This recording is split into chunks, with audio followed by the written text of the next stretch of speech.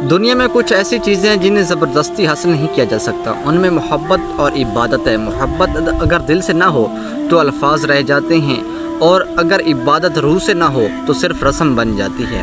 انسان کسی کو زبردستی اپنی گرویدہ تو کر لیتا ہے، محبت کرنے کے دعوے دار تو بنا لیتا ہے، مگر ان کو ان کے دل کی وجہ سے اپنا نہیں سکتا، یعنی کہ جس کی جو خواہشات ہیں ان کو اس طرح نہیں ملتا۔ بلکہ عبادت اور محبت دو ایسی چیزیں ہیں جس میں ان کا دوسرے انسان کا رضامند ہونا ضروری ہے۔ اگر وہ رضامند نہیں ہے تو صرف یہ خالصتاً رسم ہوگی اور صرف ایک اپنانے کا دعویٰ ہوگا۔ انسان کو چاہیے کہ وہ عبادت اور محبت میں آگے سامنے والے انسان کی رضامندی کا ضرور طلبگار ہو۔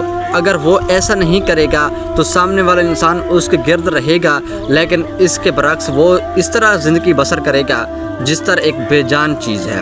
محبت اور عبادت، احساس، محبت اور خلوص اور دل کی گہرائی سے لینی چاہیے، کیونکہ یہی اگر انسان کے اندر ہوں تو انسان مطمئن نظر آتا ہے۔